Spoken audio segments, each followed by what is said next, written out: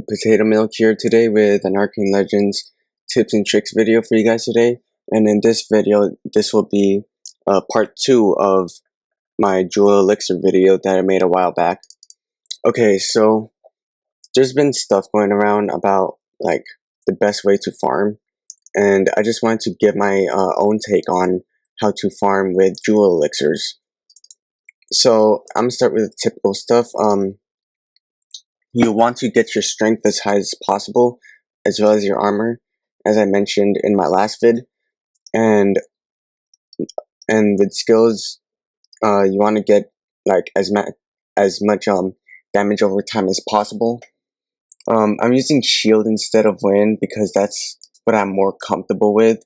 But I've seen a few videos where they use wind, and yeah, I know. I'm not sure if curse will work as well. I mean, like, of course, people think it's a PvP skill, but I mean, like, I feel like the reflecting damage could help as well. Anyways, onto gear. So, as you could see, my strength is unbelievably high. That's because I respect and put all my stat points into strength. And I'm using this rod. Now, here's the thing with the rods. They're pretty much staffs, and they attack super duper fast, and they have auto aim like guns. And that is probably the best possible thing that you could use for jewel farming, because, well, should I say more?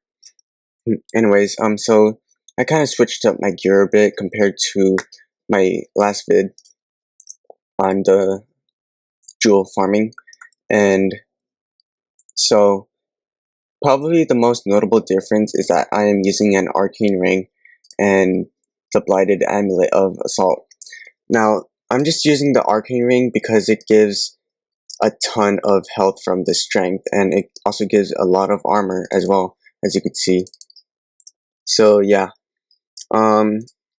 and I am using the blighted amulet of assault because it has this proc where if you take damage, that enemy that attacks you will have a chance to get poisoned, and it'll deal damage over time, which will be really awesome as well. Alright, so more on stats. You'll want to at least get your mana to 2000 if that's what you're comfortable with, since it could get really annoying and in the way when you have to keep using mana pots. And I think that just because you got a lot of strength and armor doesn't mean that you should ignore your mana as well, because mana is also an important stat.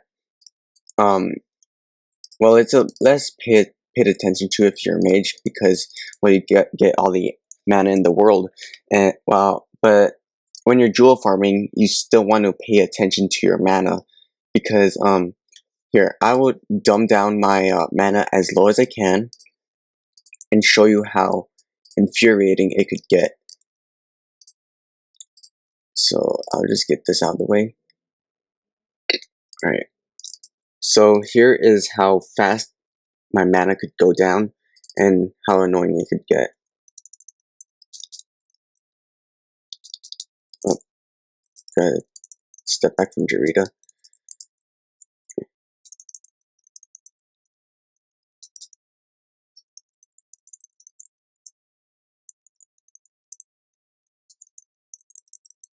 And I mean, like, having low mana takes a huge chunk of your mana away, and that can be a problem because it could mess you up.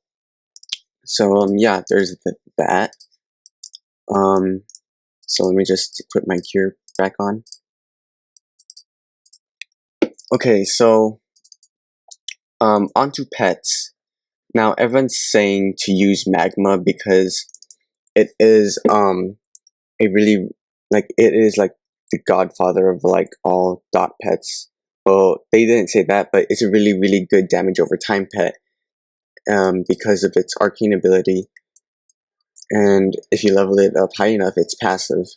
So here's my magma. It's low level, I know, and I haven't unlocked the ignite on the passive ability yet, but it's the Arcane ability that everyone uses Magma for. So what this does is that any damage you take from enemies and any damage you deal to enemies will ignite them and cause damage over time. And that's why a lot of people want you to use Magma. But let's just say that Magma wasn't in the game, so what alternatives do you have? So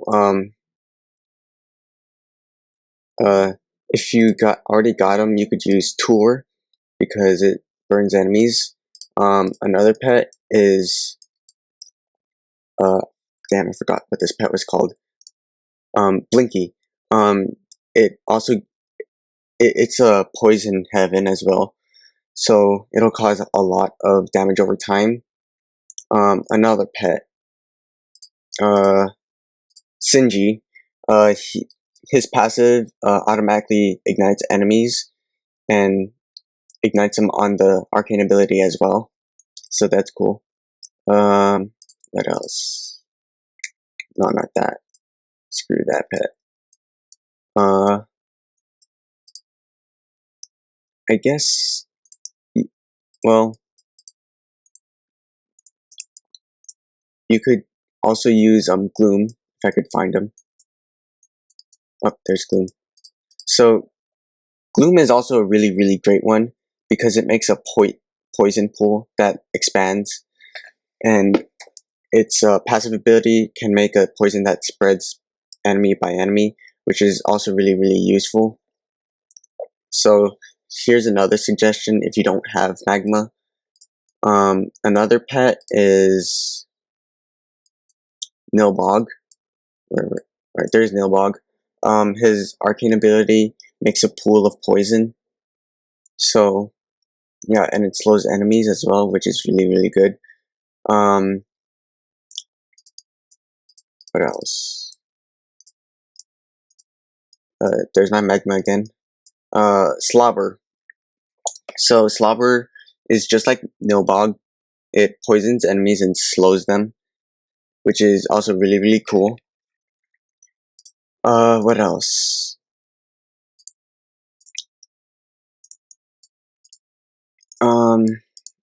Is that it?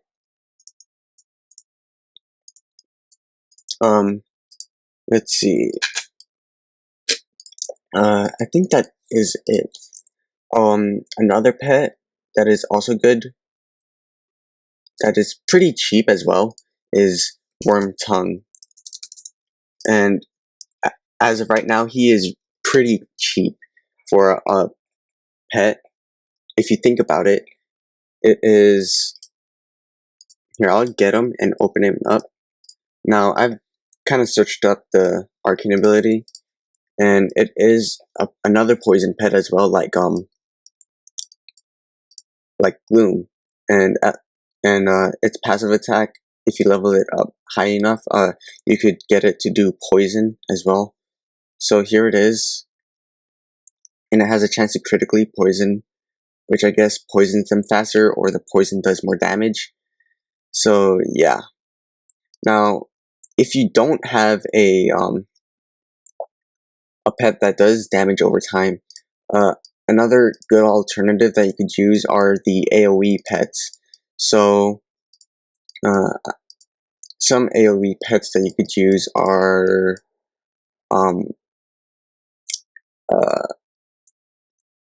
Ripmaw, the mythic shark. Another one is Yaoi. This is Yaoi, and it does AoE damage. What else?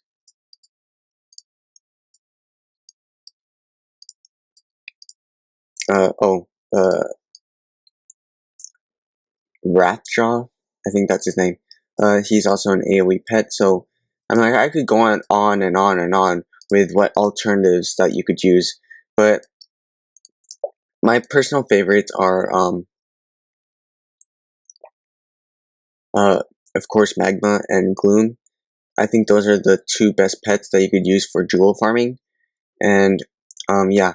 So for weapons, as I demonstrated, you want to use a really fast attacking weapon like the rods for mages, and I will demonstrate how fast this attacks. So yeah.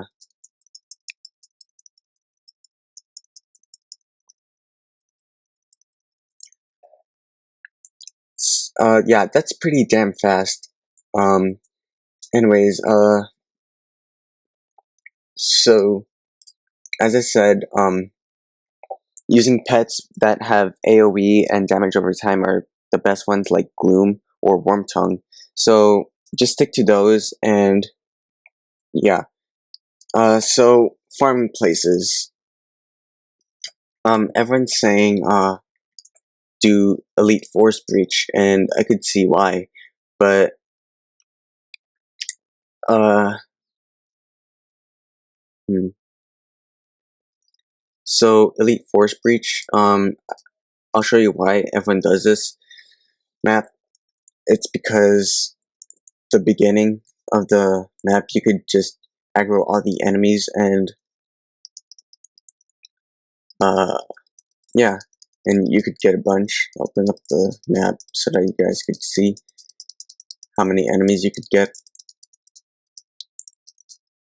And yeah, that is a pretty large amount of enemies. And it could get a bit tedious because you might end up dying from those wizards or get ganged up on. So yeah. Um so yeah. Um Another thing that has came up was that I was curious about, that I tested out already, is that do pets actually like, does pet damage actually affect the jewels you get? And I tested it. Sorry, I tested this out for like 2 runs. I did one jewel elixir with magma and another without a pet, and the amounts of jewels that came up was a bit similar. It's just that the one with magma actually gave more jewels by a bit. Gave well, I'll bring up a picture of like which one is with, like, how many jewels is with magma and which one is without the pet, so you guys could get a better idea. I mean, like, the change in my opinion isn't that drastic. It's I mean, like, I could do more runs if you guys want me to show that uh having pet damage actually benefits you a bit more compared to doing runs with no pet. So I'll probably save that for another time. Anyways, I think that's about as much as I covered. So yeah. So anyways, thanks for watching. I know my voice might sound a bit different. I was doing a lot of talking earlier for something, and my throat is a bit tired and a bit dry. So yeah, anyways, thanks for watching, and I'll see you guys in whatever video I make next.